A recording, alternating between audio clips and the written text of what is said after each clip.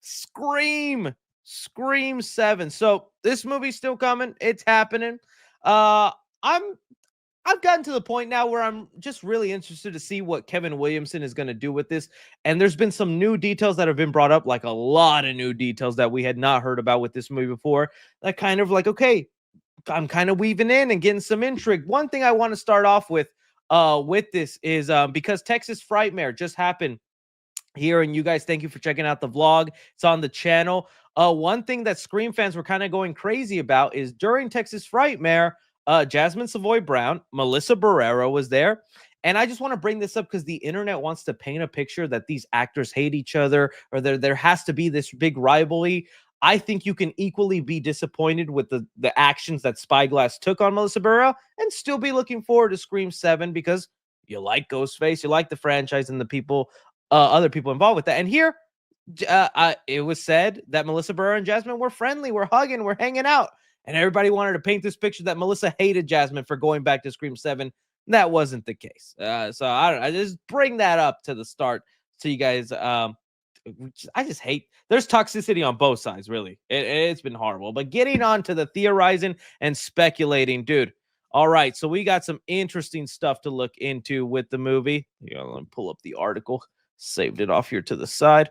All right, so because Final Destination is co-written by one of the co-writers of the most recent Scream movies, they were talking about some of the things involved with the film, from the core four to the new location, how long the movie is set, why Sydney needed to be involved, all this stuff. So let's run through it and start theorizing, my friends. So for one, they talk about the core four.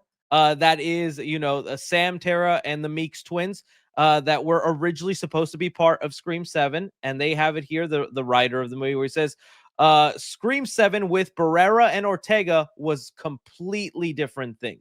He says here, we weren't able to use what we had in the previous iteration for this one. We just had to start from scratch, which was a bummer. Again, the writers, the creators involved with this, they're not the ones who fired her. It was the studio. And so that's why I don't blame them. They wanted to do the Melissa Barrera and Ortega story, and they're sad they didn't get to. And then they said here, we're excited about what we had for that movie. We wanted to do one more core four movie. Busey continues there.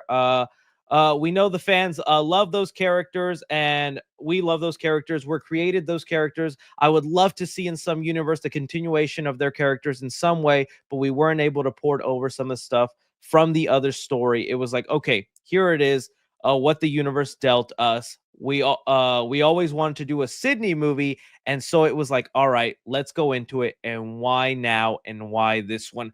That's interesting to me, is that he says we wanted to do one more core four movie, like just one more movie with the new cast, because they always wanted to do a Sydney movie down the line.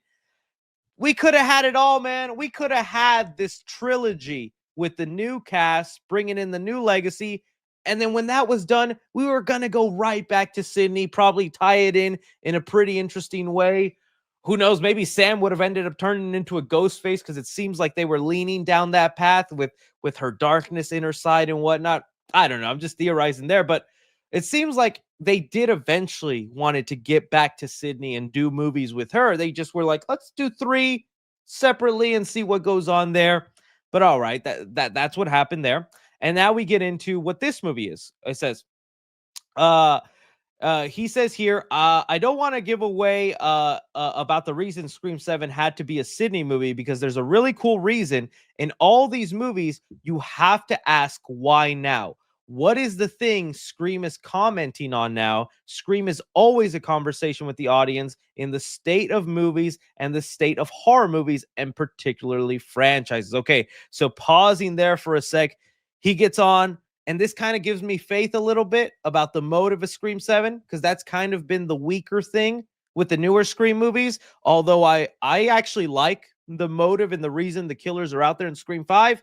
Hated the motive in Scream 6. That movie is so cool until you get to the final act.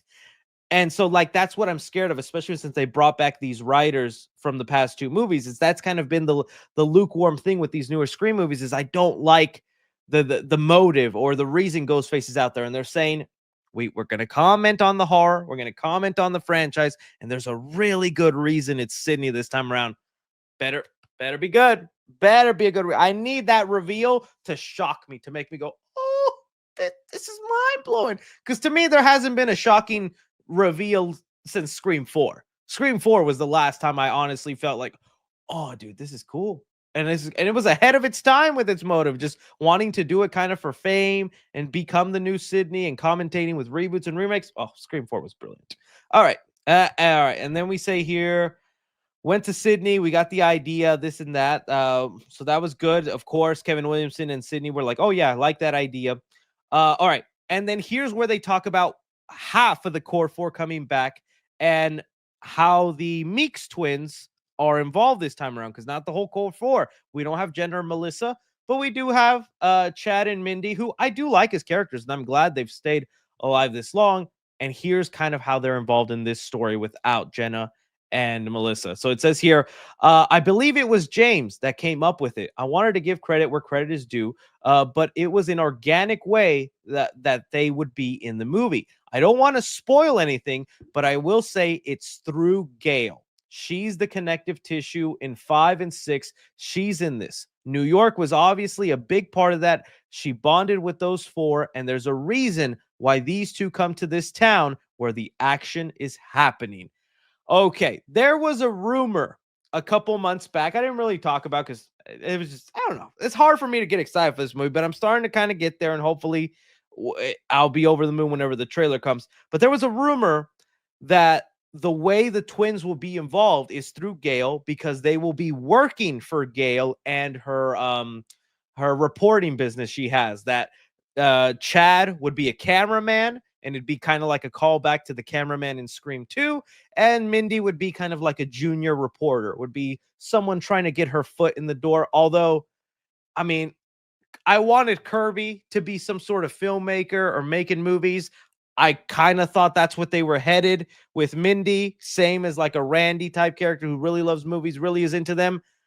But her going into a career of reporting, I guess, right? So that's going to be their involvement. Is it looks like they're working for Gail, and Gail, anytime a ghost face shows up, she's getting on a plane and she's going, "Hey man, I'd like to get stabbed a couple times and get a book out of you. Does that work out?" Because that's what happens. So, okay, it looks like that's how they'll be involved. I just wonder if they're going to mention, what's happening in universe to Sam or Tara, where they are, if they're okay. They'll probably do a version of the line they did with Sydney, where it's like, Sydney's with her family locked away. She deserves her happy ending. Probably going to get a similar line with Sam and Tara in this movie with that. But all right. Okay, I don't think that's a bad reason for them to get involved. It makes sense then if they're working for Gail. Then we get on to the location of this movie. So it says here that Sydney's hiding. It's not in New York, so the movie's not taking place in New York, which we kind of heard and figured. I don't want to be the one to spoil where it is. It's an unspecified amount of time after 6. It might get contradicted by other people, but in my mind, more than 2 years have passed. So the movie will take place at least 2 years later from the last one. Which makes sense because I kind of picture them graduating from college at this point. So they've gone through their whole college career in my mind. It could be 2 years, but I would say 2 years plus. And the city, I think that there have been rumors about where the city is. Maybe some of you guys know. I don't think it's going to be Woodsboro, because we're going to be following Sydney, where she currently lives with her family. And Sydney would not want to live in Woodsboro. There's just too much pain, too much trauma, too many things in that town for her. Unless the killers find a way to Sydney Sweeney Bathwater, sorry. Unless the killers find a way to, like, I guess bring her back to Woodsboro. I don't think it's happening in there. I think it was like maybe some of you guys know there was a name that went around, but it's like a random town. It's gonna be another town that's made up kind of like a how do I say it? Like Woodsboro, I don't think there is a Woodsboro, California, unless I'm wrong. But it's gonna be like a made up town. Maybe the Scream 7 set photos had the name of the town. Flower shop. No. I remember reading a name and I was like, that sounds like a name of a random town. Um, but yeah, I think it's just gonna be kind of like a small town adjacent type of place. Uh a little home family town, nothing crazy, which is fine. We don't Scream was never about the locations where you would get crazily excited about where the movie was taking place. Uh, I know some people like the New York or the LA one, but that was never what the movies were like about. See here, like we had Woodsboro, Ohio, Hollywood, Woodsboro, New York City. It could be in Ohio again, man, and we can get them Ohio jokes. So I'm fine with wherever it ends up. But this is kind of cool details that they revealed and gets me kind of thinking about, dang, what could be the motive? Because I feel like I don't know what other commentary in the horror universe is there right now. We've done the first three movies, which is, horror movie sequels, trilogies. Then we did reboots and remakes. Then we did legacy sequels with five. Six, I don't even know what six was trying to commentate on because it was not clear. And now seven, it's like franchises. Like I don't know. It seems so vague to say franchises. Legacy, maybe, like the impact a franchise has. And that would make sense, legacy, because that also entails the past. And this movie's bringing in Matthew Lillard, Stu, David Arquette. Basically, everyone who's died is somehow coming back. We're thinking through the use of like deep fakes and AI that this Ghostface will be using. So I think maybe it'll be legacy, like legacies of horror movies and what they've left behind. But yeah, we'll see, man. Sounds interesting so far. So you guys let me know if you like these details on Scream 7 and some of the stuff you'd like.